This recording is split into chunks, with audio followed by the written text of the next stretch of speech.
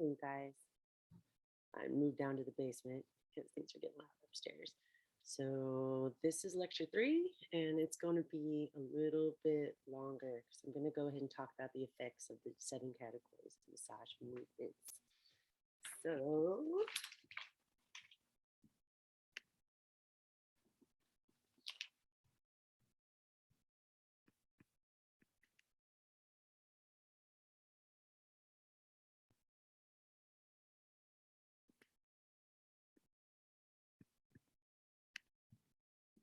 okay. So this one might be a touch longer. I'll try to just hit on the important parts because we really know what most of this stuff is now. So static touch. We're going to talk about when these things can be used and why we use them.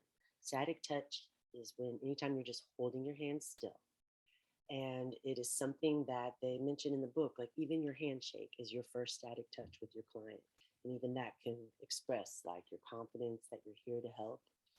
You want to already be in that calm, soothing state of mind. It can be your hello strokes. It can be something you do. This is especially light static touch, superficial static touch. It could be something you do to, if emotional pain comes up, because that will happen sometimes.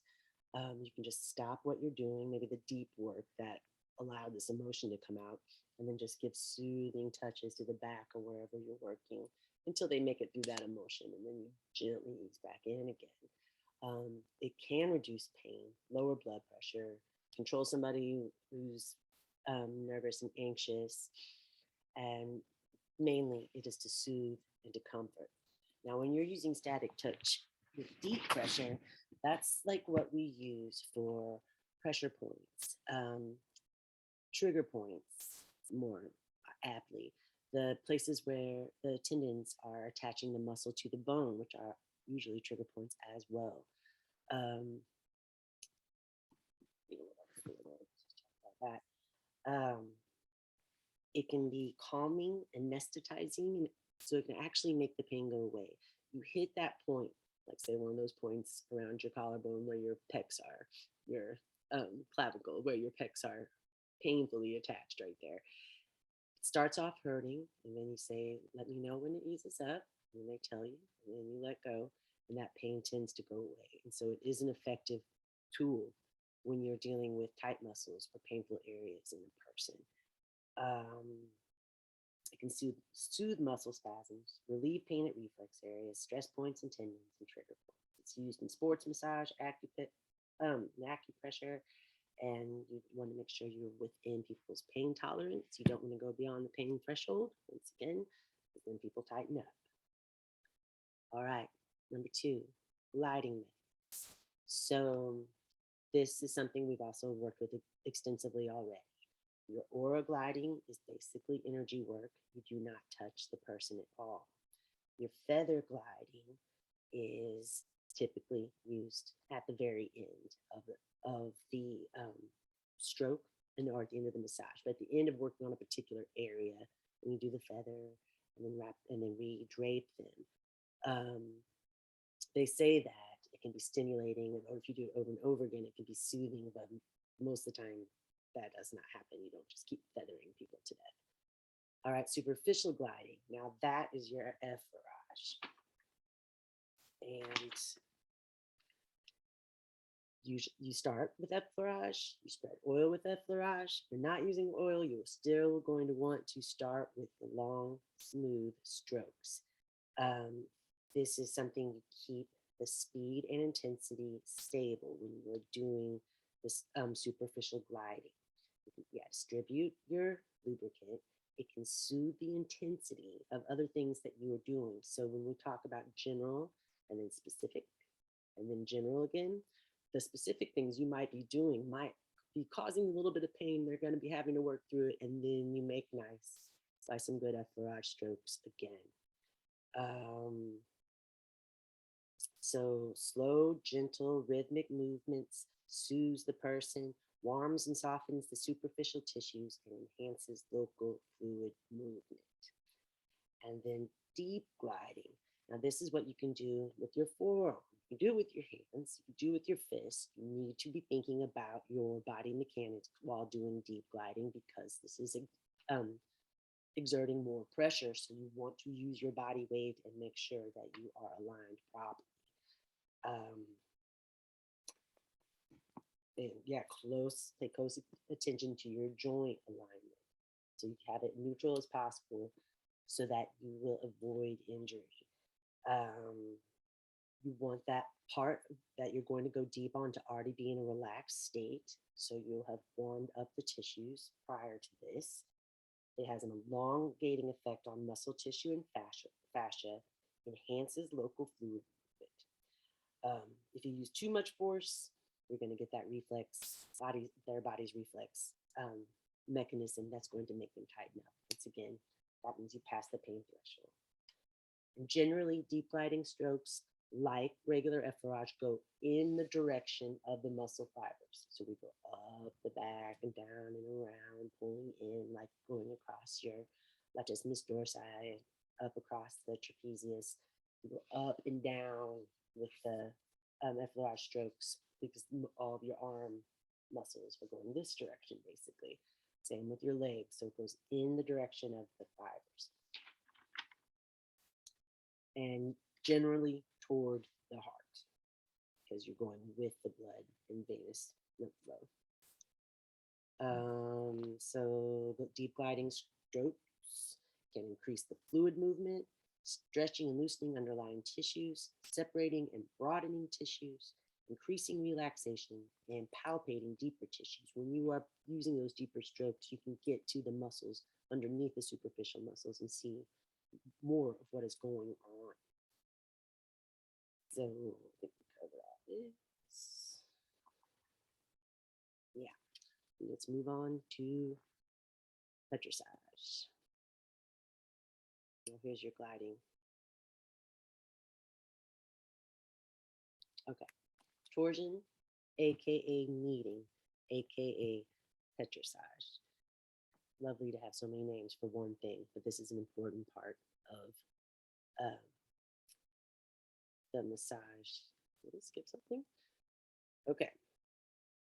This is one of the most important moves you're going to make. Sorry, this is a little bit jumpy. I just had one cup of coffee too many.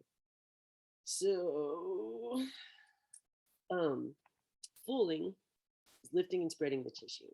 So that's like what we're doing generally with our thumbs. And this is something done arms, legs, hands, feet. Most often hands, arms, feet, because the leg muscles are bigger. Where you pick it up, pull it open, pull it across. So here's what looks like half of it. Like if I'm pulling my hand, but I would have both thumbs on my client's hand pulling apart, right? Pulling that area open. And you use it two hands. I'm only able to show you one, but so here's one thumb, and I would have my other one right here and just pull across these fibers. That is fooling. Skin rolling, we talked about. Fooling spreads out your tissues. Skin rolling is done with no lubricant because other than that, you would drop the tissue. And it warms, stretches, and begins to separate the superficial adhesions in the fascial sheaths. Remember, fascial is what wraps each part of your muscle, and then each bigger part, and each bigger part. It's what holds your body together. And a lot of what we are doing as massage therapists involves the fascia. Okay, so ringing is more of your classic petrissage kneading. So you want your whole body engaged in this. Everything should be twisting, or else your arms will be overworked. And it is usually a back and forth movement. So when we're doing alternating hands, that's one version. We're ringing like this. That's another way. But you're basically kneading the tissues. And this has all kinds of effects that are really important. So it mechanically loosens and softens the superficial tissues, encourages local fluid movement, broadens and stretches the local tissues, improves muscle tone, elasticity, and pliability, and relaxes the muscles, and it can reduce muscle atrophy. Atrophy being, when the muscle is basically no longer functioning because it hasn't been used for so long. so you can help bring it back to life. Okay.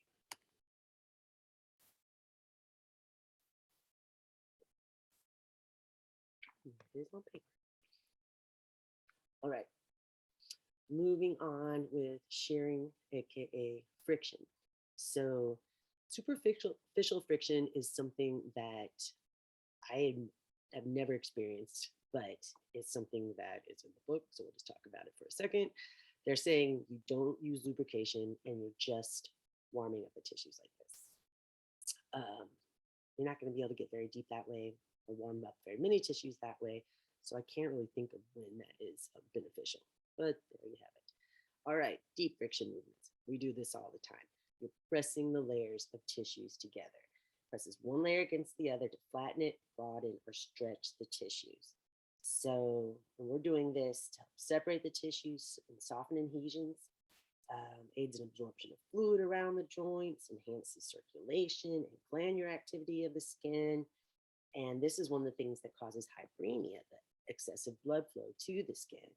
And it tells us here that it's likely the result of a histamine release from mast cells, which causes permeability of the local capillaries.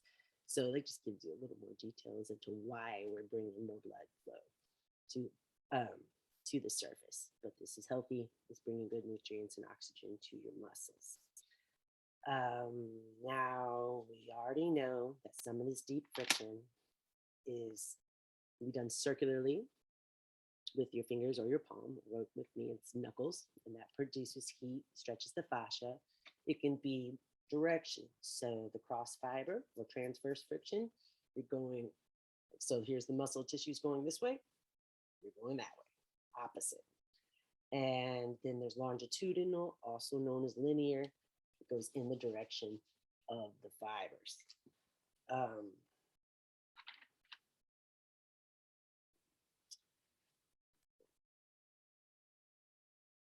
So causes, here's your effects.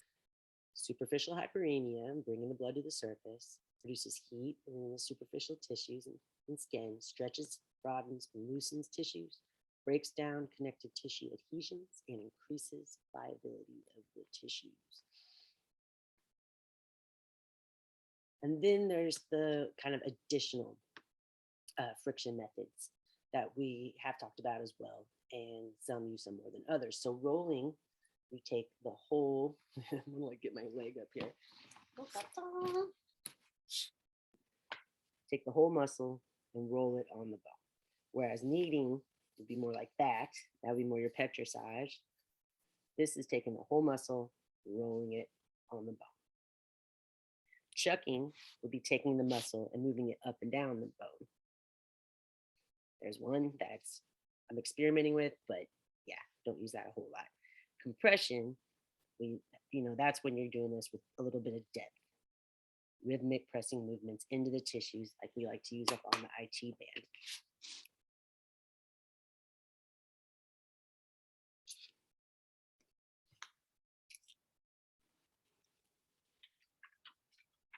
Okay, now oscillating.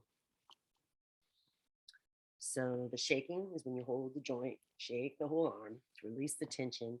And also it can give you a hint like where something isn't wanting to move, like where you've got tense, tight muscles that aren't jiggling when everything else is, so you know more where to work. And that is done typically more with the arms. A lot of things are hard to shake.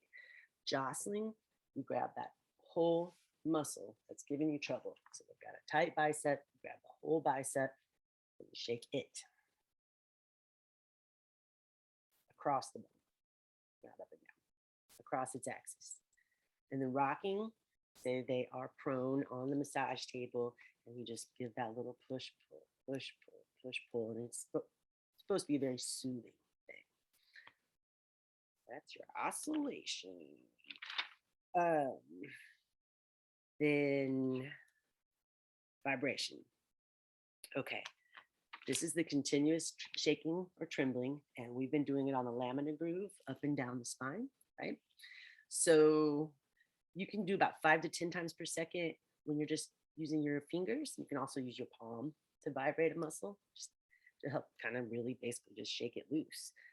Um, you can desensitize an area with that. So like just take the pain away, make it less sensitive. You're usually using this on larger muscles, fingers, palm, and it can also be formed mechanically. And there's all kinds of different massage guns or like vibrating tools out there that you can use to assist with vibration. And finally, and of course, this is all in the book as well. I'm trying to make sure I hit any details that they don't say. So, percussion, tapping isn't too intense and also isn't very common. So, it's the very lightest. Cupping, we talked about this. That's one that's common to use up for respiratory effects to loosen up phlegm. Even more effective hitting the lungs from the back than from the front, actually. Slapping is very stimulating and must be used sparingly. So it encourages peripheral circulation, like a flow to an area, but also not a super common one because you don't want to hit it to the point where it stings, and slapping can do that. Hacking the ulnar border of your hand. So that one I believe is more common, but like I've said before, I mean, I don't know a lot of people that get too into percussion, but that doesn't mean they're not out there. It just might mean I haven't come across them very often. But hacking encourages relaxation and local circulation. Like you get a good rhythm going. So yeah, and it can really help feel good and just help calm the muscles and help remind them what to do. Beading is the deepest form, and you only do this on like big, thick muscles, like maybe your gastrocnemius, your quads and hamstrings might be able to take it, your glutes.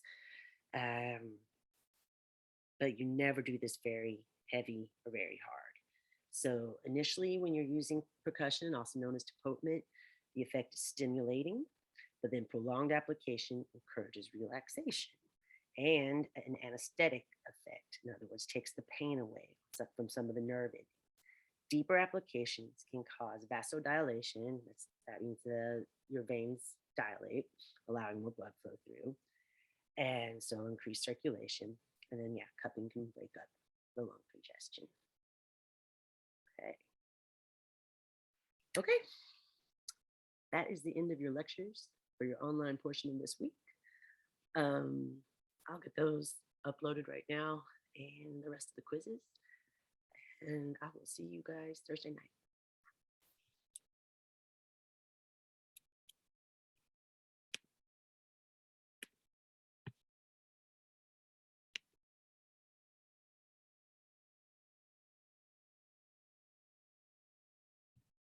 Recording.